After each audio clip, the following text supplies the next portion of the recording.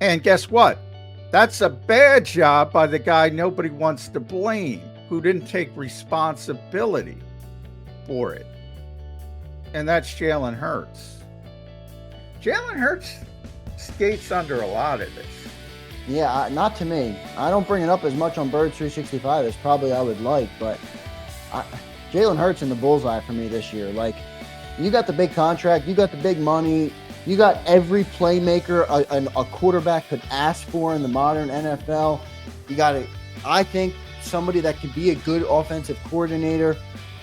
The owner's behind you, the GM is behind you. I mean, what more do you need as a quarterback in the NFL? It's time to put up or shut up. So I got a high expectation for Jalen Hurts this year.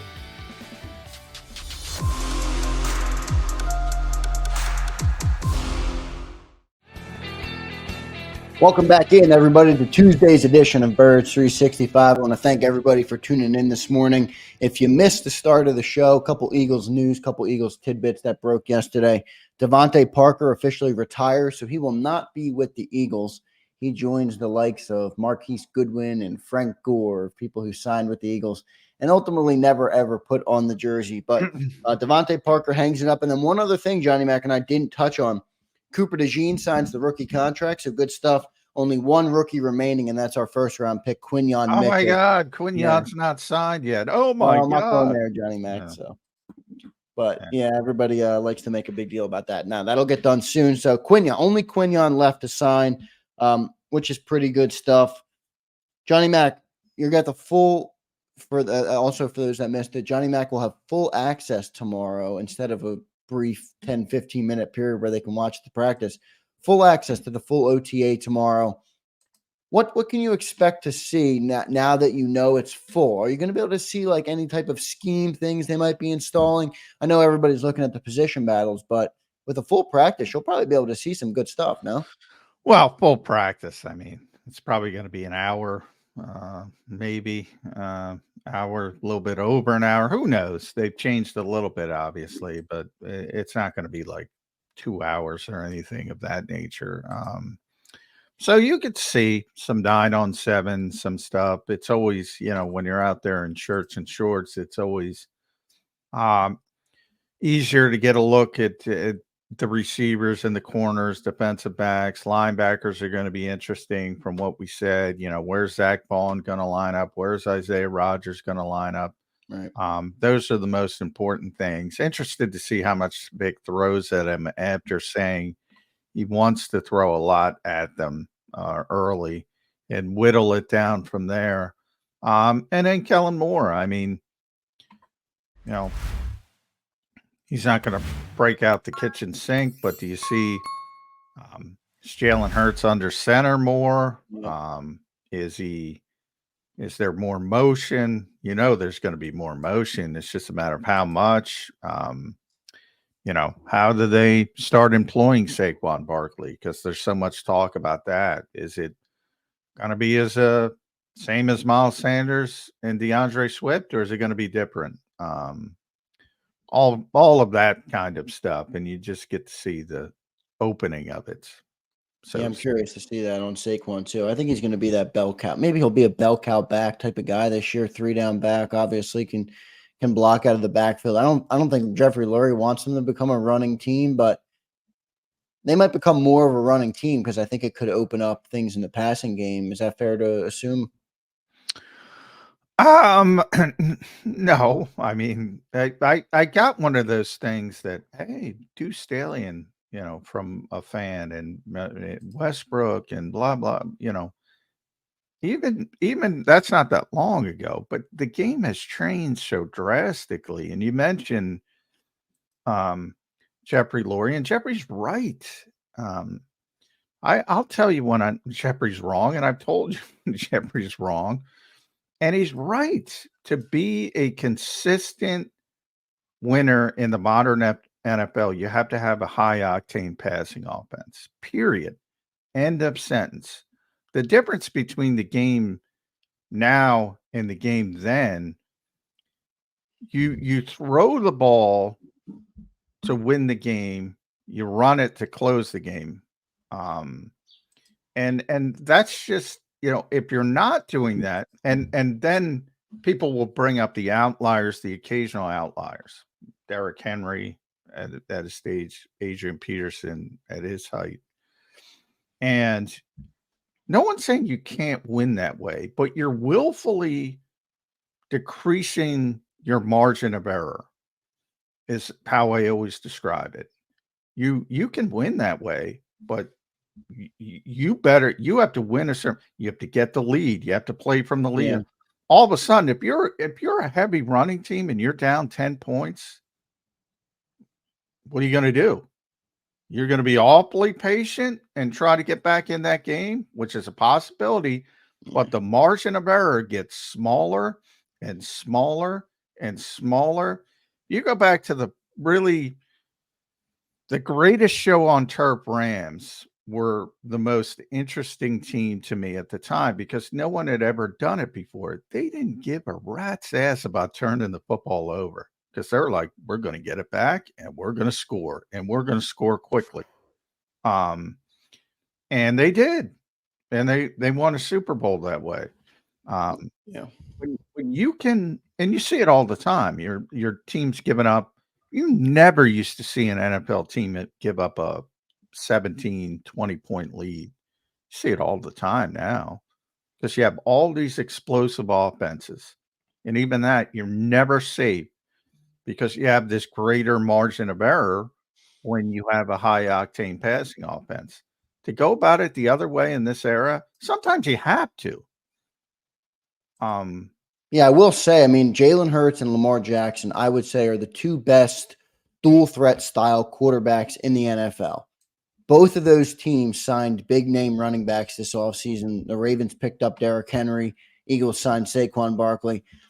I'm not saying that means anything, but I will say I do wonder if the teams understand that they're not going to be as high-powered of a passing offense because they don't have the quarterback.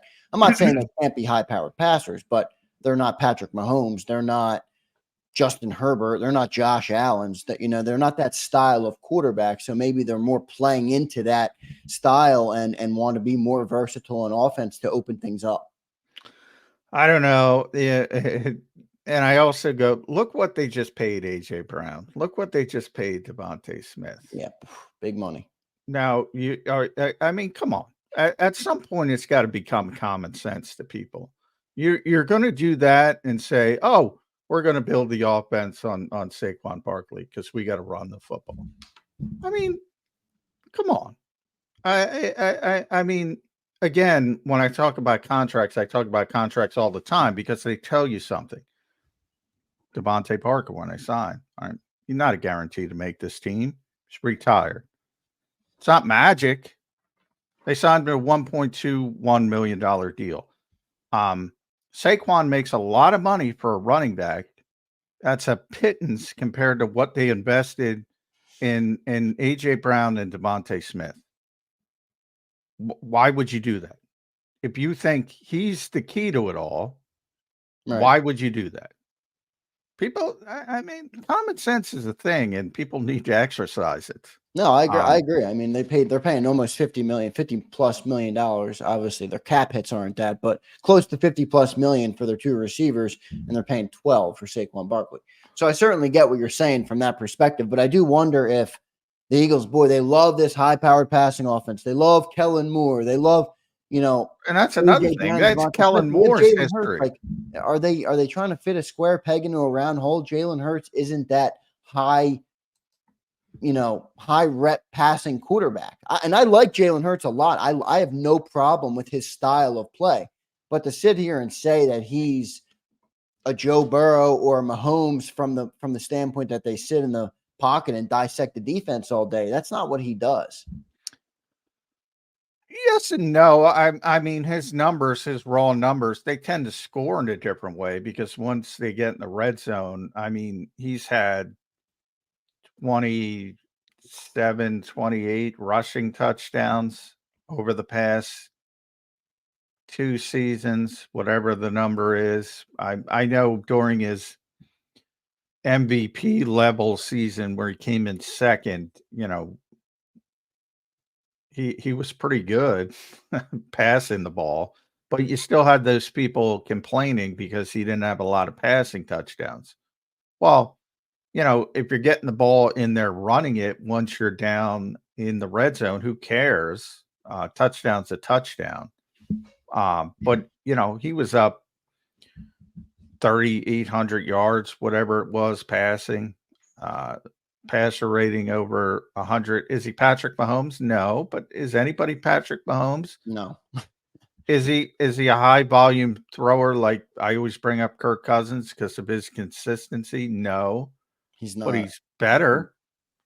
He He's just better goes in the about right it. system. That's my concern with Kellen Moore. Like Kirk Cousins is throwing for 5,000 yards a year. He's not Kirk Cousins, but I don't want him to be Kirk Cousins because, like you said, I think Jalen Hurts is a better quarterback than Kirk Cousins.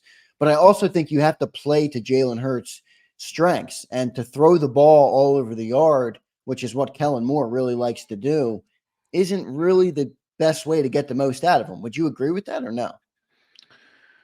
No. There's, So you think throwing the ball all over the yard though is a good, you're going to get maximum value out of your quarterback Jalen Hurts by doing that?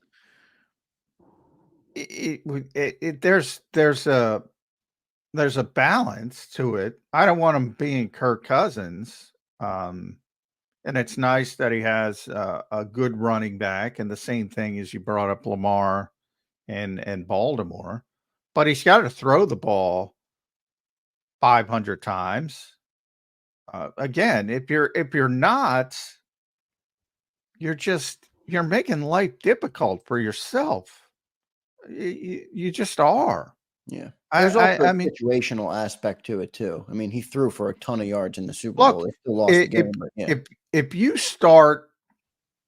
up 14-0 and you want to scale it back early and start running the football more, have at it. Go do it. Do whatever you want at that point. Although you're probably leaving the door open. More if you got a 2 touchdown lead late. You gotta throw the ball to get a lead. You gotta run the ball to close it out. That's what the Eagles want to do. And that's what they built this team to do on paper. And we'll see if they're able to accomplish it. But yeah, the run the ball crowd, you gotta stop it. It's 2024. All right. It's not 1975. It's not happening, number one, because you have the luxury of watching a team that's not dumb, and you should enjoy that. The fact that the Eagles are, basically ahead of the curve 9 times out of 10, and you get to follow a team that makes these right decisions normally, and most teams don't. And yet you have this archaic thinking. It drives the players insane. It drives the organization insane.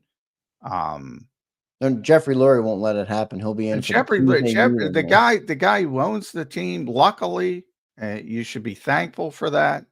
Will not let it happen. The signals are there. You can keep banging your head against the wall, and you would hate this team if they built it on Saquon Barkley. You would hate this team. Yeah, I agree. Everybody would. But yeah. I mean, look, we do have Jalen Hurts. That's where I struggle with it, because I agree with what you're saying that you need to have a high-powered passing offense. I think Regal in the chat's making good points about Kellen Moore is going to adapt to the kind of players he has, but I just wonder if situationally they need to play to Jalen's strengths, get back to 2022, let him run a little bit, let him do what he needs to do to open up the field instead of relying so much on the passing game. But I think you're right. I think they paid $55 million to wide receivers. They're going to pass the ball a lot. Well, and also they're best players too on offense. You can argue that I've said for a while, AJ Brown's the best pure football player on the Eagles. And then you can talk about who's number 2 but Devontae's really good. Yeah, I don't get it, but it's never going to end in this town. And, I don't see anybody else. Hey, don't get your ball to your best players. Or you got to get some role player involved because you got it for the sake of getting a role player involved. Look, if the other team goes in, and Bill Belichick was famous for this for many years, look, I'm not going to let A.J. Brown beat me, and right. he takes him away. Then you got to go in a different direction. And that's, the coaching staff has got to be smart enough to toggle and take advantage of that type of situation. But, and Shane Steichen would say this all the time, if they're not taking something away, just do it and do it and do it and do it and do it. And by the way, if that means running the football in a certain circumstance, like week 2 against Minnesota and Brian Flores last year, who showed up with 6-man boxes and didn't come out of it. Yeah. Yeah, run it. Go ahead for 1 week. For 1 week, go do it. And everybody was so excited. How good was DeAndre Swift? Well, guess what? If he's playing an 8-man front and they're trying to stop DeAndre Swift, pretty easy to stop DeAndre Swift. If you got a weird defensive coordinator who's not playing to stop the run, and Brian Flores is as weird as it gets and as hinky as it gets, and sometimes it's good, sometimes it's bad, and he wouldn't come out of it. And to the Eagles' credit, they took advantage of it and they won a game emphatically. But what happened from that, Xander? Oh, they should be able to run the ball. You're not playing that. They didn't play that front again for the rest of the season. So I think that's the part of it that people don't enter in the equation. That becomes, oh, we ran the football there. We were so effective running the football. It's and the minute you have success, because they had success the next week as well in Tampa Bay, which is pretty good run defense, and that's impressive. Typically. And then after that, teams adjusted and they said, all right, well, they're running the football a little bit too effectively. So you put an extra guy in the box, blah, blah, blah. Everything constantly changes in the NFL, but the Eagles' best players are indicative of a passing game, and that's by choice, and that's the correct choice. I agree with that. Let's go to our friend James Carver in the chat, super chat. Johnny, love you, but common sense also must account for our defensive talent and not gas our D, especially first team with constant throws and fast series, or you may never have chance to scale back later. Johnny Mack will give you a chance to respond to James, who's always great in the chat. Well, it ain't Chip Kelly. Yeah, I'd agree with you if it's Chip Kelly. I mean, this offense, I mean, 2 things, convert on third down. And by the way, the Eagles were the 3rd ranked offense in the NFL on third downs, for people that don't know. They were better on third downs last year than they were the year prior. So, that's pretty good. On the other end, the defense was 31st. The defense can get off the field, and the defense gets gas because they can't get off the field. Right. So it's not the offense's responsibility. The offense is 3rd. The defense is 31st. You're going to blame the offense for that? Yeah, no. Can't blame the offense for that, Johnny Mack. I mean, could it have been better at times? Everything could have been better late. I mean, everything turned on its head late, offensively and defensively. We can all agree with that. But defensively, look, this team stunk. As Bill pointed out, I don't even know how you do this. I still wonder how you could be the number 1 pass defense in the NFL and be 31st the very next year. I don't even know how that's possible. Barring a complete rebooting of the defense. And obviously people didn't like Jonathan Gannon, the defensive coordinator, Sean Desai. Blame whoever you want. But they were number 1, and then they were number 31. And they're 31st in third down defense as well. I mean, I guess they could have been 2nd on third down offense or 1st in third down offense, but they were pretty good overall. So, yeah, that to me is with Chip Kelly. Yeah, I mean, Chip was silly. He didn't have a filter. It was always go, go, go, and you got to be better situationally. And that's what Bill Belichick did. He loved Chip Kelly, and he always tried to pick his brain when it came to using tempo. But he was smart enough, and he had a quarterback smart enough to know when to press the gas pedal and ease up on the gas pedal. That's not what Nick Sirianni did, and that's not what Kellen Moore's going to do. So that part of it is going to take care of itself with this offense. And if they're not top 5 in third down offense, the expectations ought to be they should be. I will say that. John, do you like the hire of Kellen Moore? Do you think he's going to be able to do, and I'm talking about your opinion. I'm not talking about, reporting or sources. I'm talking about Johnny Mac's opinion on the hiring of Kellen Moore, specifically for the talent on this football team. No, I don't like the hire, but it has nothing to do with Kellen Moore. I've been pretty consistent on this. I don't like the way they're handling this. Basically, they dropped in Kellen Moore and Doug Musmeyer to an offensive coaching staff that was already here. I don't like that. So it has nothing to do with Kellen Moore. He's proven to be an effective offensive coordinator.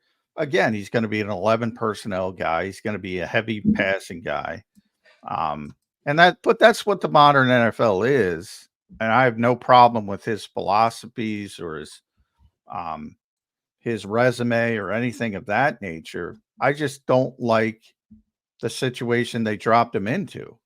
I don't think that's not how you generate success typically. You look at Vic. Vic was allowed to bring in a bunch of guys. Now, some he knew, like Clint Hurt, and some he didn't know, like Bobby King. But for the most part, it's an entirely new staff, except for Jeremiah Washburn, who's the edge guy. And then some lower level coaches. They kept Rennell Williams, Tyler Scudder, who's very close to Nick Sirianni, started out as his personal assistant. But those are not meaningful. Clint Hurt, the senior defensive assistant, defensive line coach, inside linebackers, Bobby King, he's new. Christian Parker's got a history with Vic, is the passing game coordinator, secondary coach, Roy Anderson, the cornerbacks coach, Joe Casper, safeties coach, who was here, but he was down with Vic in Miami. That's the defensive coach. The offensive coaching staff, it's Kevin Patullo still here, Jamal Singleton still here, Aaron Moorhead still here, Jason Michaels still here, obviously Stout, TJ Paganetti still here.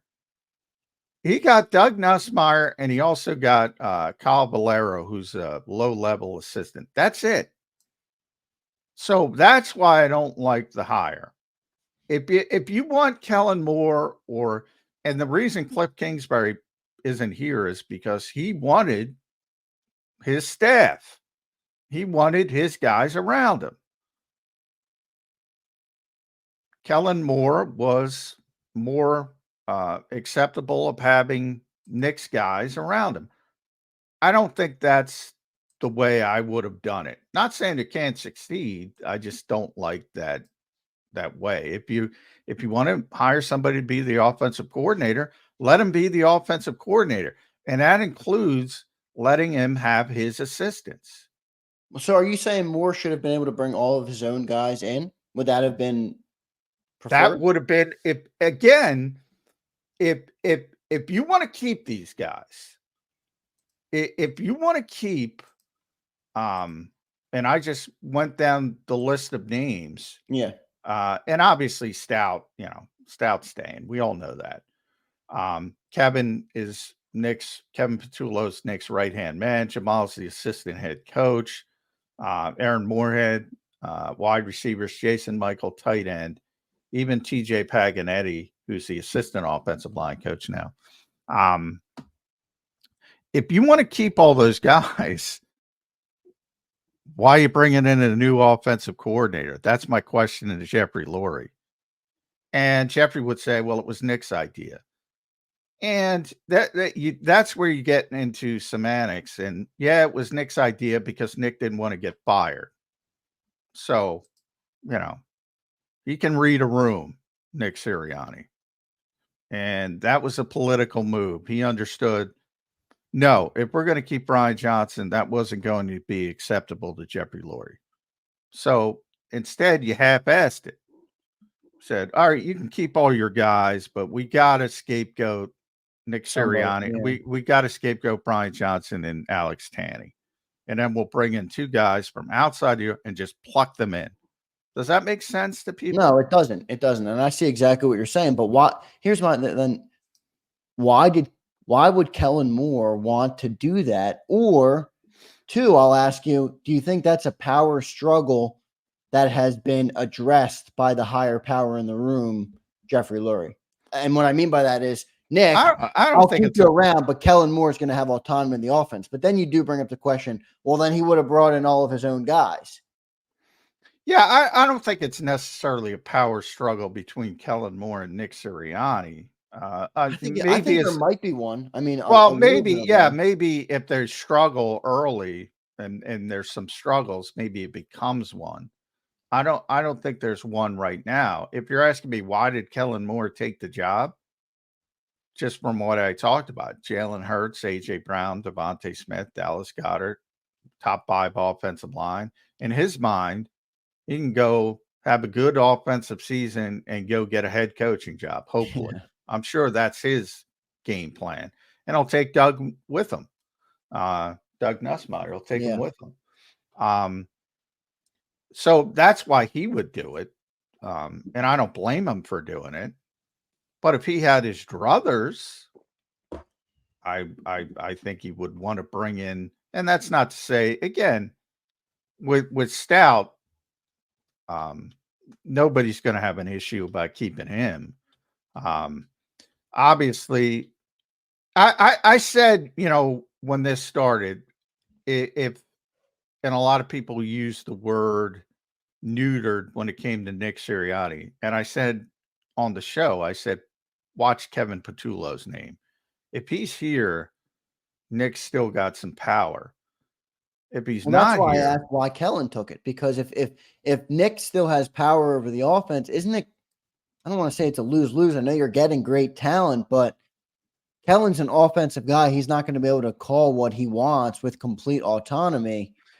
I think he is. I think that was one of the things that Nick sold to Jeffrey Lurie after the season.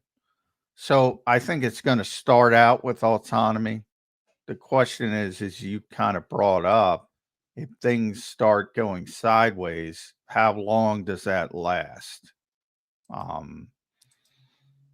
And, Nick has this resume where he can go back and say, well, we had the number 3 offense. We had the number 8 offense. We were number 1 in 4th down offense, number 3 in 3rd down offense. And we're not doing that now. So let's go back to what we were doing. I could see that developing in season. But as long as they're successful, I think everything will be fine. And there's no reason they shouldn't be successful because of the talent they have on the offensive side of the football. So if the Eagles offense explodes this year and they're back to form and they're tremendous, this is where I hate the CEO type coach in the modern NFL, because are we just back to the same boat we were before this season? If Kellen Moore dominates the offense, you don't even know who to give credit to, but let's assume Kellen gets it and he gets a head coaching job. Now I'm back to the drawing board. No, I think people should be rooting for that. Obviously, if you're an Eagle fan, because that means they're going to win a lot of football games, but there's not going to be any stability. That's like one of those things where, of all the million cliches you hear around the NFL, the one that always sticks with me, and it's a simple one, and but it's also true: control what you can control. Can't do anything else. You can't control what you can't control. So it's a waste of energy and time to spend any kind of, whether it's angst or anything, on it. You just do your best in what you can control and move on. And it's BLG, our buddy Brandon Lee Gouton, who has the best thought process in that, from my perspective, is if you're good, you're going to lose coaches. Don't worry about it. You got to replay it. That's the nature of it. But why are you going to hem and haw? Which is why I don't like that Jalen Hurts complained. I don't want to say he complained about it, but he kind of did. I mean, in the end of the season, he's like, it reminds me of college. There's a coaching carousel. I have a new coordinator.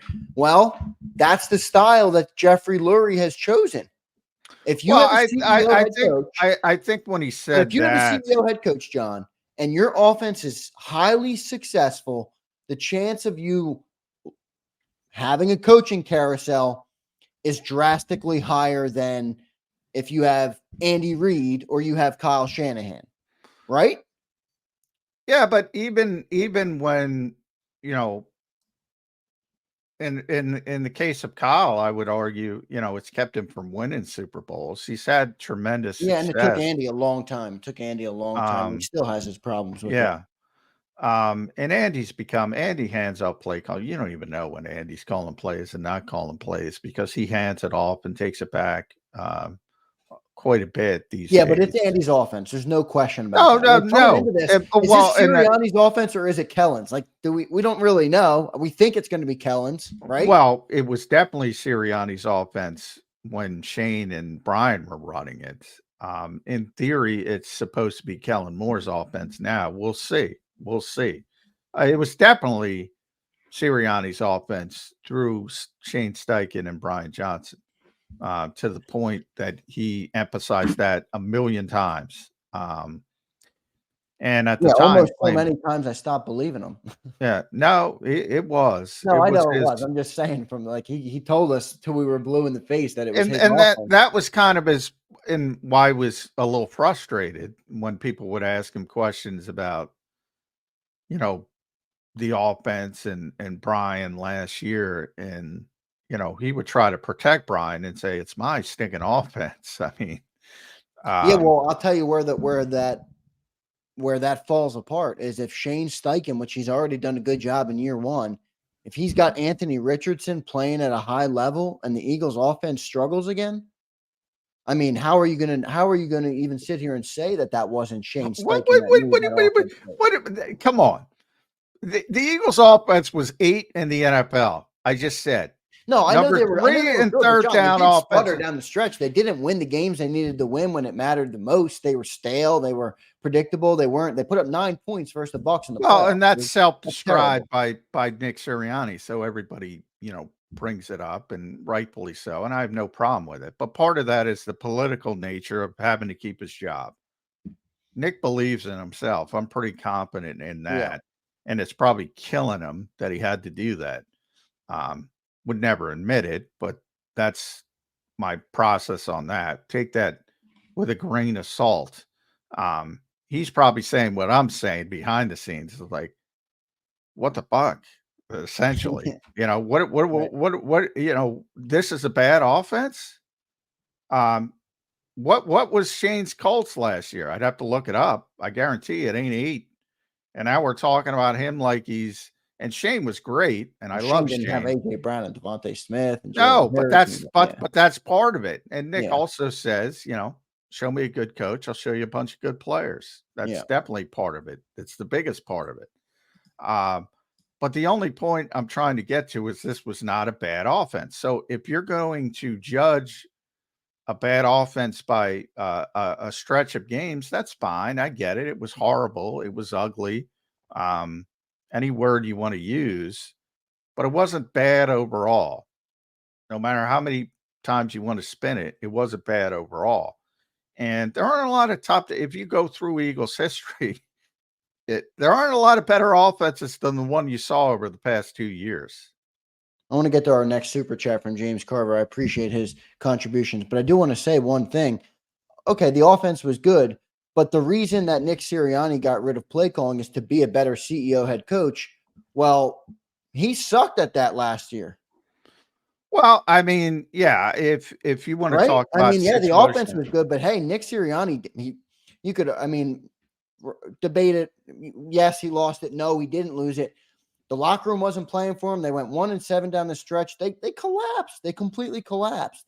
Isn't well, that Nick that I, Sirianni's job to avoid that? Randy was on the show, Randy Mueller, and I thought, gave a good explanation, an example of, as a former GM, former executive of the year, he said, basically, if you want to boil it down, head coach's job is to solve problems. If you want to boil it down to the bare minimum, doesn't matter how you solve them, you got to solve them. And he didn't solve them. So Yeah, he didn't at that all. that to me is a legitimate criticism that he did not solve these problems, and that's why he's on the clock, and that's why he's in the position he's in, and that's why he was forced to um, fire certain guys he didn't want to fire, whether he admits it or not. He's on the clock. And we all know that. And he's got to, if something like that happens this year, if the Eagles could start 10-1 again, and nobody's going to believe it unless they're blaming, unless they're blowing out people by 3 touchdowns every week, which is unlikely in the NFL. Nobody's going to believe it until they finish the deal. So it's going to be an entirety of a 17 game season. It's going to be a long haul. And it's going to be interesting, but I have no problem with people questioning Nick Sirianni's ability for not being able to fix things, because he didn't fix things. Yeah, and I think that's probably the best criticism of him at this point. Like you say, it's not really the offense. I mean, the offense was stale a little bit, whatever, but they were ranked highly. It was the other problems that Nick didn't fix last year. And when you have when you're an offensive coach and you have a guy that's calling plays as the offensive coordinator, that's supposed to be what you're good at. Like that's the whole reasoning, right? That you're saying, hey, don't be like Andy Reid and Kyle Shanahan, where they're calling the plays for the most part, because you miss out on all the other in-game stuff. You miss out on being a head coach. Well, Nick's, from my perspective, he sucked at it last year. Well, as far as the game management stuff, I mean, look, people criticize him for his emotions. I mean, by all means, if anybody wants to throw in the chat their issues with various methods of game management, I didn't see an overriding sense of, oh, he's making terrible Yeah, no, decisions. he didn't. That's true. So that part of it, I'm not sure. And then the other part, which I think people could recognize, best exemplified by the Seattle game, like he's protecting his players, which I think if people understood that, maybe they would like him a little bit more. Like he looked, and AJ used the term fool, I believe. He looked like a fool trying to explain what happened in that Seattle game because he was trying to protect the quarterback. Yeah. And the wide receiver and AJ. And AJ admitted that. And, in theory, a fan should like that. But in the moment, they don't know it. And he sounds like a blithering moron. But guess what? That's a good job by Nick Sirianni. And guess what? That's a bad job by the guy nobody wants to blame, who didn't take responsibility for it. And that's Jalen Hurts. Jalen Hurts skates under a lot of this. Yeah, not to me. I don't bring it up as much on Birds 365 as probably I would like, but Jalen Hurts in the bullseye for me this year. Like, you got the big contract, you got the big money, you got every playmaker a quarterback could ask for in the modern NFL. You got I think, somebody that could be a good offensive coordinator. The owner's behind you, the GM is behind. I mean, what more do you need as a quarterback in the NFL? It's time to put up or shut up. So I got a high expectation for Jalen Hurts this year. Let me go to James. Well, you Carter should, real but quick. Yeah. real quick before we get to James, Yeah, is go ahead. I talk about the million cliches around the NFL. Coaches and quarterbacks are taught from day one. From day one. and all of them understand it. When you have success, it's we. When you don't, it's me. You take the responsibility. Yep. Nick did. Jalen Jalen didn't. That's a problem. It is a problem. I mean, it's funny you said that today on today's show. I don't know if you heard the Tom Brady clip that was floating around of him. He had the little, I don't know, call it powwow with the Fanatics, Michael Rubin, Jay-Z, and all the rookie quarterbacks. And he's talking about how much players of today are focused on themselves with social media. It's a team game. And he talked about putting the team first. And I will say that's a very fair criticism of Jalen Hurts. I mean, in that moment it was, and absolutely. He still hasn't taken responsibility. AJ did, not Jalen. AJ did.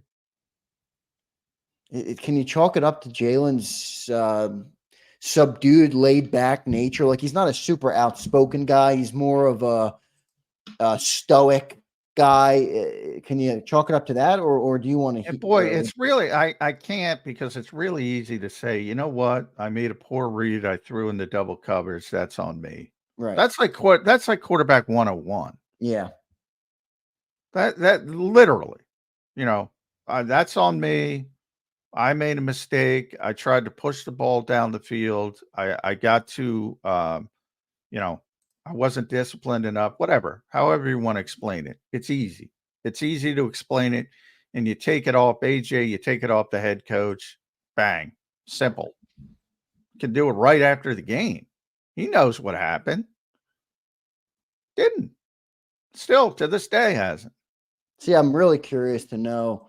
And I agree, boy, that's troublesome. But I do wonder, Jalen Hurts, he comes from that Saban school of like, don't give anything to the media. Do you think he took accountability to the guys that matter in the locker room? We found that from some of the Alabama guys. Nick Saban has an actual class for Alabama guys to deal with the media. Yeah, I'm sure he does.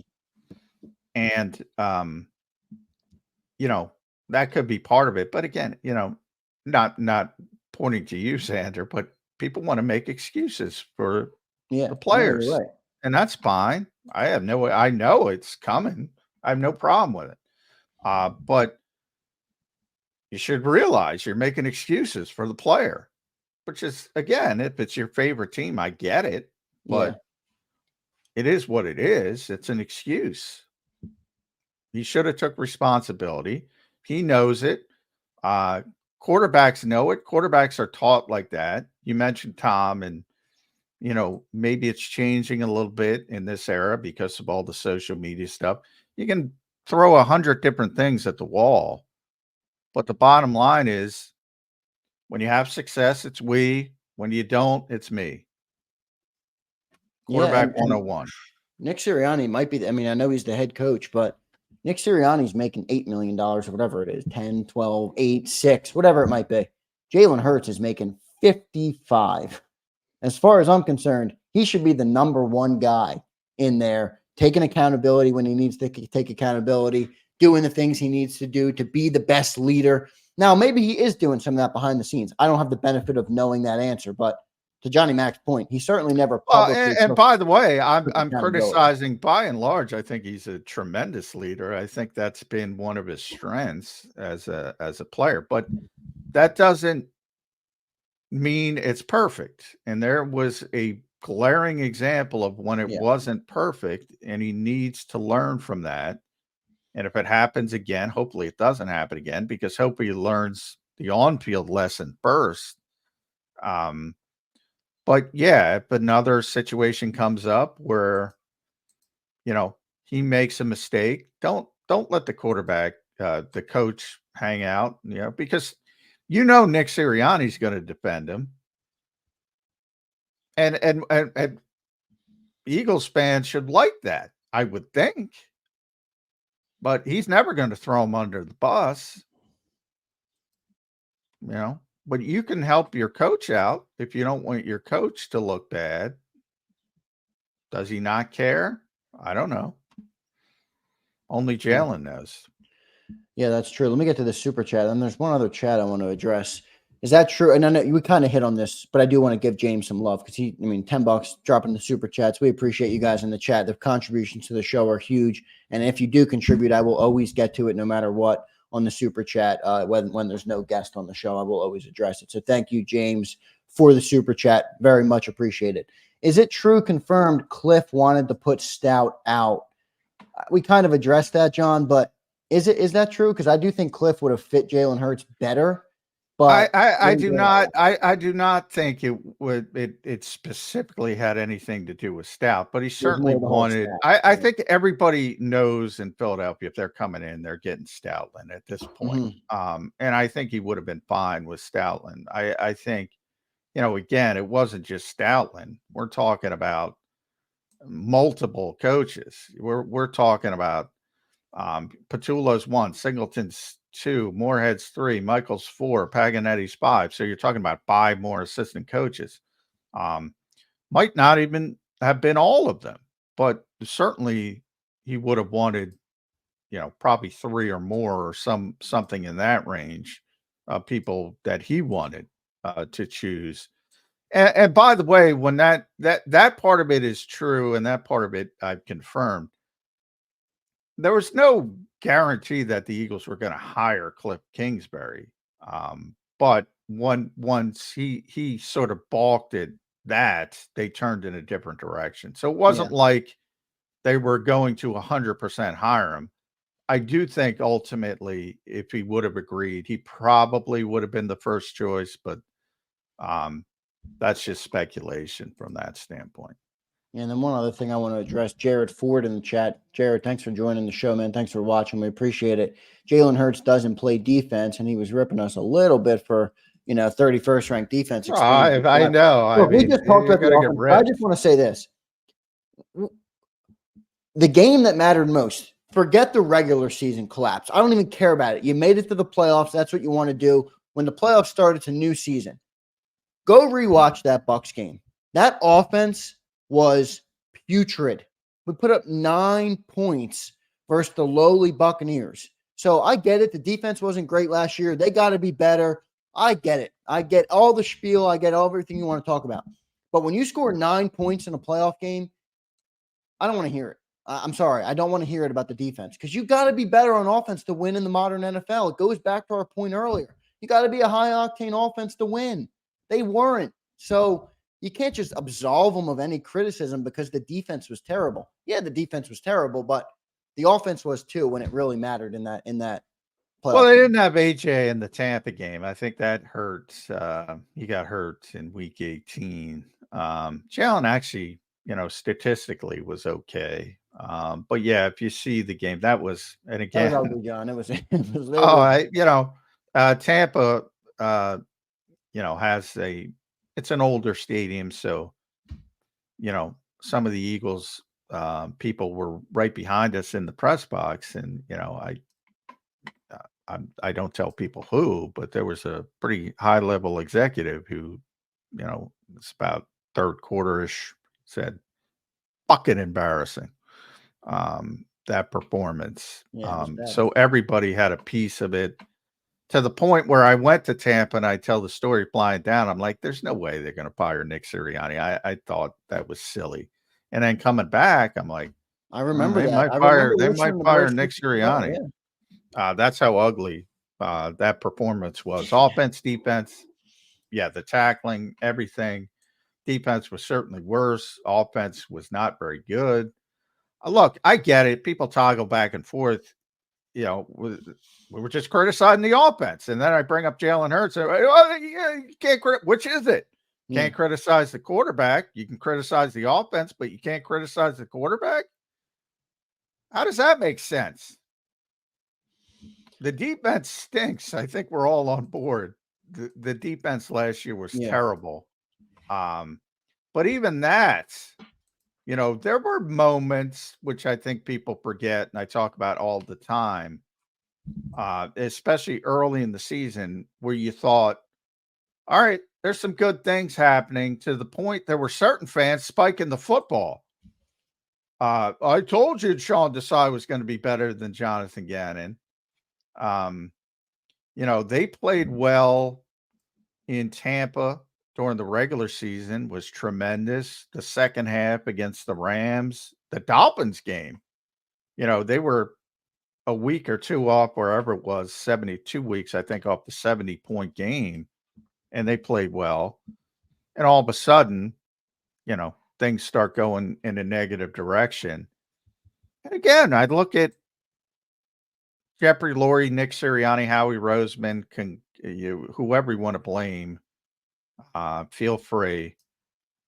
Look, if you're hiring, in the case of Brian Johnson, a first-time NFL coordinator, in the case of Sean Desai, a very inexperienced coordinator, 1 year, and you don't expect growing pains, that's on you.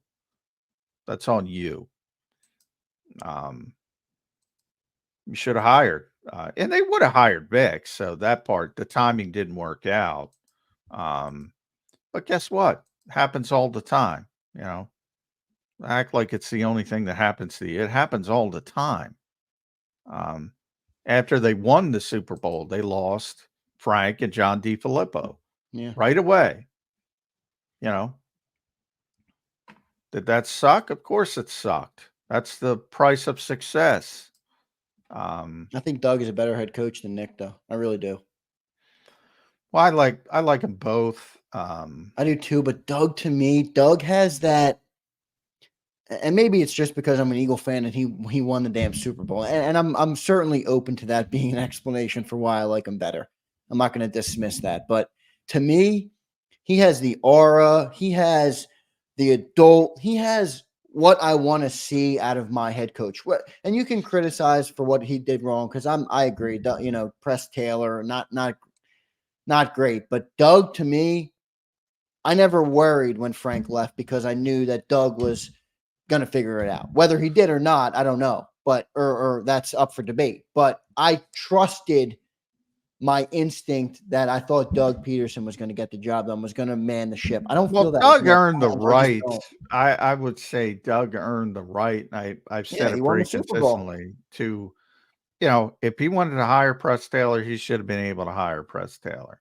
And if that fails, then great, then move on. But he should have been given that opportunity. And whether it's Matt Burke or Corey Unlin, and Jim Schwartz, who knows? If Jim Schwartz is a smart guy, man, and he knew the writing on the wall, and he retired. Yeah, he dipped. Just like Devontae Parker. Don't think Devontae won't be back at some point. Yeah. He retired because he knew what was coming. And obviously his retirement lasted a very short time. Now, again, one of the best defensive coordinators in football in Cleveland.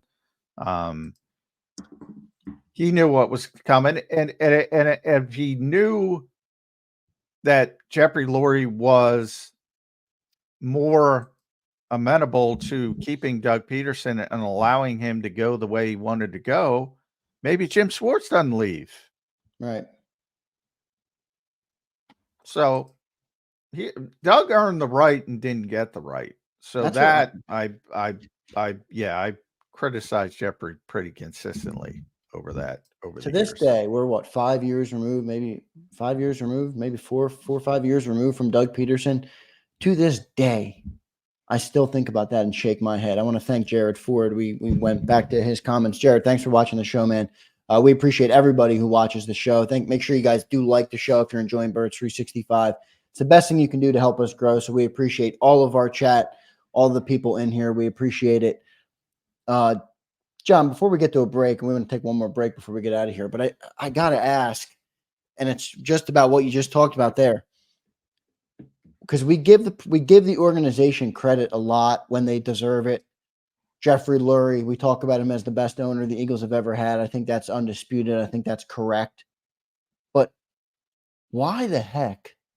I mean, I don't want to relive the past right now, but why would we get rid of him? We have one Super Bowl in the Super Bowl era. One stinking Super Bowl.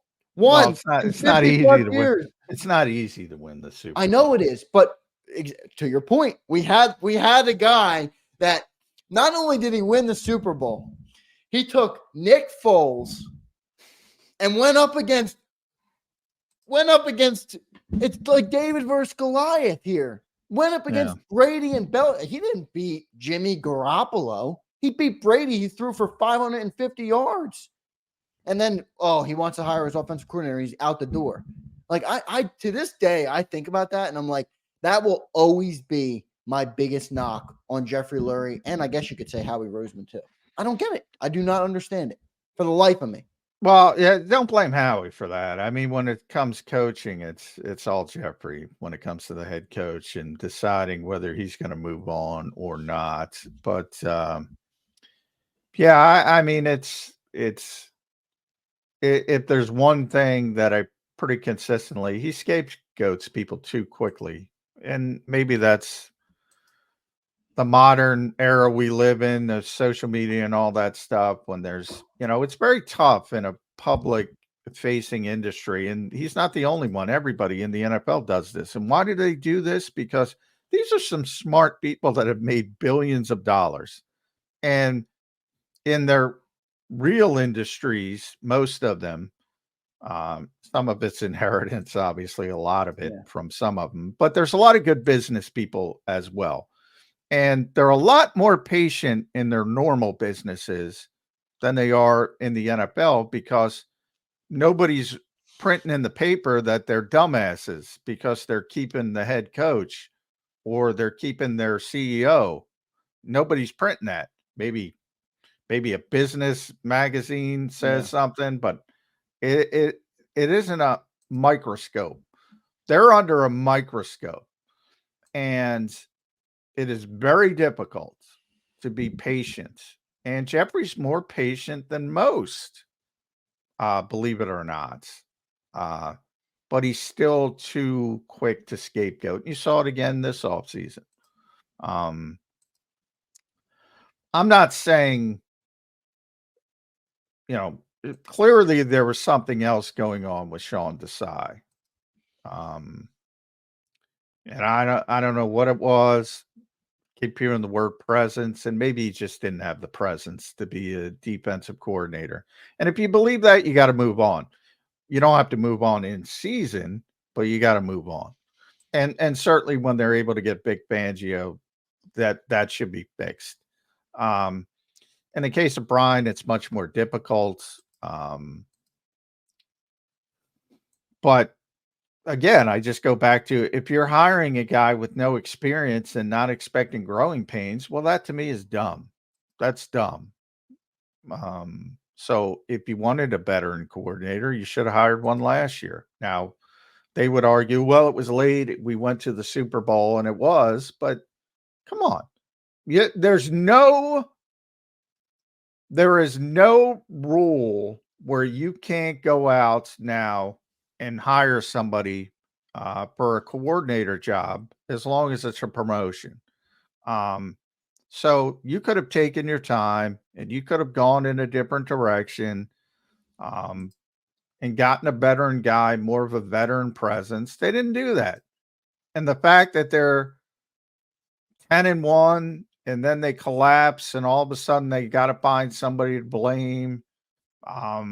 Great. All right. We'll see how it works out with Kellen Moore and all that kind of stuff, and all the things with Nick Sirianni and trying to mesh two things together. Maybe it works. It's not impossible. To me, on paper, it doesn't make sense. That doesn't mean it can't work. But he's too quick to scapegoat. I think his history shows that. And I remember sitting in a Minneapolis bar. Bob Ford was there. Marcus Hayes was there. Our buddy Mike Gill was there. Some other people. And I remember saying, lifetime dispensation if this guy wins this game. How about 2 years? Yeah, 3 years, but still. I mean, yeah, it's unbelievable. They have one Super Bowl win, as you point out. They've won. They've won. And by the way, Jeffrey's not the only one. A bunch of fans went and dug out. I mean, that's the way. Yeah, that's how quickly. Sure enough points out Doug's staff selection was awful, but I agree with you. Like, even if it was awful, he deserved the ability to make the decision. If it failed, okay. but he didn't even have the ability to make that decision. Yeah. Well, his staff selection was awful. I mean, what, no offense to anybody, but what makes you think you have the expertise to understand his staff selection was awful? I think Doug was the architect of the offense. The Eagles for years would say Press Taylor is a future star. And, Doug didn't even hire Press Taylor. Chip Kelly hired Press Taylor. And he was going to be this bright young offensive mind. And by the way, he found the Philly special and all that stuff. And he called it from a meaningless Week 17 game where the Bears ran it against the Vikings, both shitty teams, but it was a nice play. And he said, hey, we should put this in the offense. Press Taylor found that. And he was this star and rising star right up until Doug took an interest in him. And then it becomes, oh, he's an idiot. Come on, don't buy that stuff. When they try to sell and kick people in the ass out the door. Same thing with Mike Rowe. No, it's an ugly part of the industry. Jags, as long as Doug is in Jacksonville, they will be my AFC team if I have to pick one, just because I love Doug Pederson so much. Shout out to you, Doug. Shout out to SMD Eagles. No doubt about it, the best fan base in the NFL. Johnny Mack can't even debate me on that one. Eagles fans make the show possible.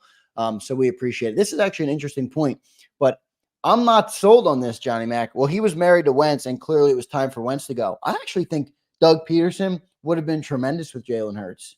You saw a little Jalen loved Doug. I mean, remember that Cardinals game, Jalen's rookie year?